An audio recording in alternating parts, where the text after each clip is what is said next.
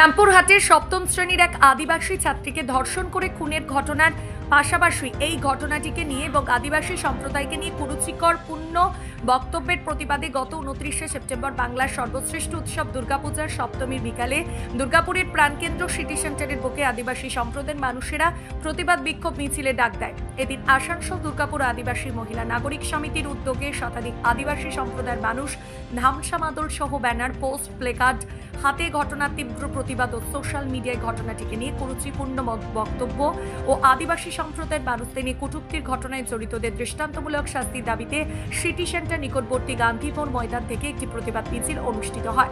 Durgapur police প্রশাসনের উপস্থিতিতে মিছিলটি গান্ধী মোড় থেকে সিটি সেন্টারের চতুরঙ্গ পুজো ময়দানে এসে পৌঁছায়।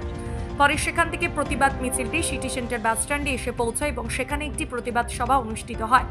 রামপুরহাটের আদিবাসী ছাত্রীর সাথে নৃশংস ঘটনার ন্যায্য বিচার এবং দোষীর কঠোর থেকে কঠোরতম শাস্তির দাবি জানানো হয়। পাশাপাশি সোশ্যাল মিডিয়ায় আদিবাসী সম্প্রদায়ের টুডু, মুরমু, হাজারা, হাজদাদের নিয়ে কটূক্তি এবং রামপুরহাটের ঘটনাটিকে নিয়ে কুরুচিকর মন্তব্যের সাথে যুক্তদের শাস্তি দাবি জানানো হয়। তবে এদিন আদিবাসী সম্প্রদায়ের প্রতিবাদ বিক্ষোভ কর্মসূচি থেকে জাতি বৈষম্যের নিয়ে ক্ষোভ প্রকাশ করতে দেখা যায় শিক্ষিকা উন্নতি মুর্মু এবং ছাত্রী সোহিনী মানচিকে। তারা কার্যত ক্ষোভ প্রকাশ করে বলেন, আর্যিকর ঘটনার প্রতিবাদ জানাতে সবার সাথে রাস্তায় নেমেছিল আদিবাসী সম্প্রদায়ের মানুষেরও, কিন্তু বাস্তবে দেখা যাচ্ছে আদিবাসী সম্প্রদায়ের পাশে কেউ নেই। একটা জাতি বৈষম্য লক্ষ্য করা যাচ্ছে। রামপুরহাটে নৃশংস ঘটনার পরেও তাদের লড়াইটা তাদের কি করতে হচ্ছে, আদিবাসী সম্প্রদায়ের পাশে অন্য কাউকে দেখা হচ্ছে না। সোশ্যাল মিডিয়ায় আদিবাসীদের নিয়ে নানান কুরুচিকর মন্তব্য হচ্ছে, যা সভ্য সমাজে কখনোই কাম্য নয়। আদিবাসী সম্প্রদায়ের মানুষেরা বরাবরই শান্তপ্রিয়, কিন্তু এরকম হতে থাকলে আদিবাসী মানুষেরা অশান্ত হয়ে উঠবে। পাশাপাশি সকলের কাছে তার আবেদন জানান, এরকম নৃশংস ঘটনার প্রতিবাদ জানতে সবাই ঐক্যবদ্ধ এগিয়ে আসুন। খুব প্ল্যান মাফিক মুভমেন্ট তা নয়, একটা রামপুরহাটে ঘটনাটা ঘটে গেল মহিলাকে নিয়ে, মানে একটি বাচ্চা বালিকাকে নিয়ে বলা যায়। আর কিছু ফেসবুকে কুরুচিকর মন্তব্য ছুটে এলো, যেটা এসটিরা নাকি, যারা হ্যাব্রম, যারা মুর্মু, যারা মান্ডি, তারা নাকি জঙ্গল থেকে এসেছে, জঙ্গল থেকে এসে এখানে সব চাকরি তারা নিয়ে নিচ্ছে। আবার জঙ্গল থেকে এসছে তারা নাকি আবার পুজো প্যান্ডেল নিয়ে ঠাকুর পুজো দেখবে। শ্রাবণী গাঙ্গুলি আর কি দাস, সুস্মিতা যে সোশ্যাল মিডিয়ায় আমাদের এসটি স্বজাতিকে নিয়ে মন্তব্য করেছিল। শ্রাবণী গাঙ্গুলি বলেছেন যে মুর্মু, হাসদা, মান্ডি এদের সাথে নাকি এরকমই হওয়া উচিত রামপুরহাটে এই পরিপ্রেক্ষিতেই বলা হয়েছে।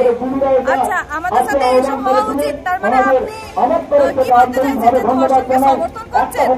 আপনাদের মানুষ আমরা মানুষ নয়, আপনাদের মেয়ে আমাদের মেয়ে নয়, অমানুষ? কি বলতে চাইছেন? এটা আমরা বলছেন। আমাদের দাবি ওই মহিলাকে উপযুক্ত শাস্তি দেওয়া উচিত এবং দরকার, আর দিতেই হবে। যে করেছে তার নামে কেস ফাইল, আমরা তাকে সাপোর্ট করব, 100% সাপোর্ট করব। এফআইআর কিন্তু একটা হয়েছে,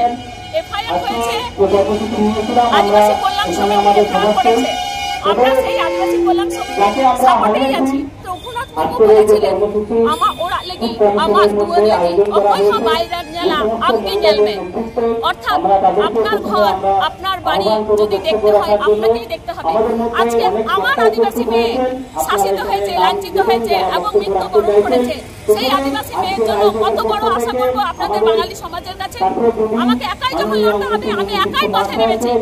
যেদিন অভয়ার কেসটা হয়েছিল সেদিন আমরাও দাঁড়িয়েছিলাম এই চতুরঙ্গের মাঠে, রাত জেগেছি।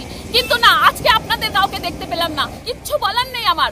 আর আপনারাই তো আমাদের আদিবাসীকে যা নাই তাই বলছেন, তাই আপনাদেরকে আমরা কিভাবে বিশ্বাস করব যে আপনারা আমাদেরকে দেখবেন? কখনোই আপনারা দেখবেন না, আশা করছি এটা। আমরা জঙ্গল থেকে এসেছি, আপনারা বলে যাচ্ছেন জঙ্গলে ফিরে যান। আমাদের এই মিছিলটা করার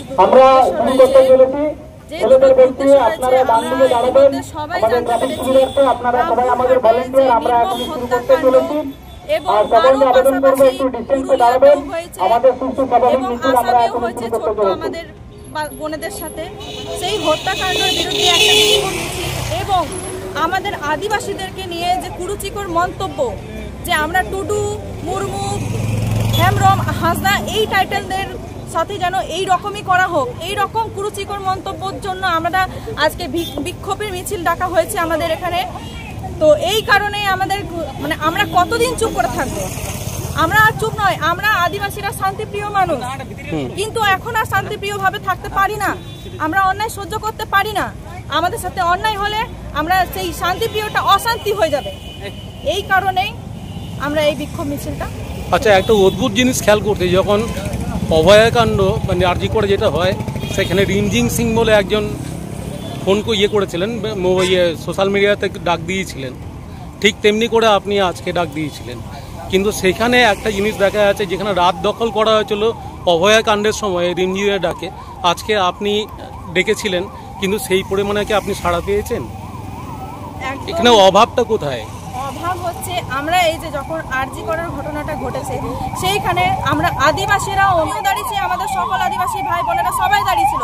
কিন্তু আজকে যখন আমাদের আদিবাসী বোনদের সাথে এই রকম ঘটনা ঘটছে, এখন আমরা অন্য কাউকে, আর আমরা ছাড়া, আদিবাসী ছাড়া আর অন্য কাউকে খুঁজে পাচ্ছি না। একদম বৈষম্য।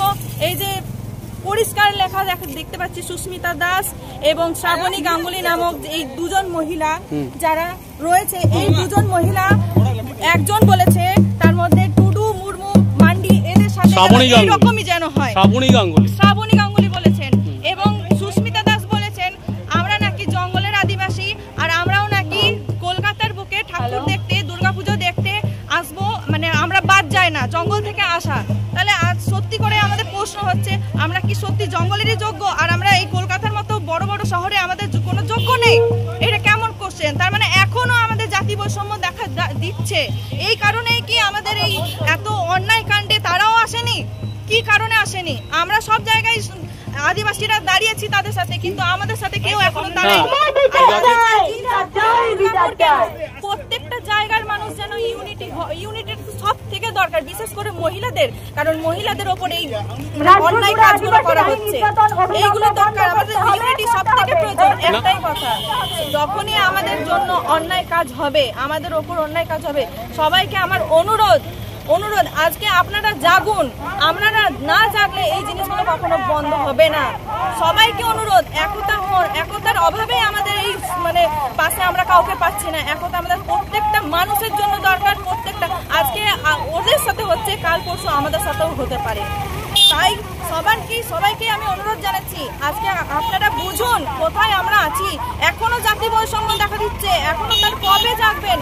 আমি প্রত্যেকবার এটাই বলি।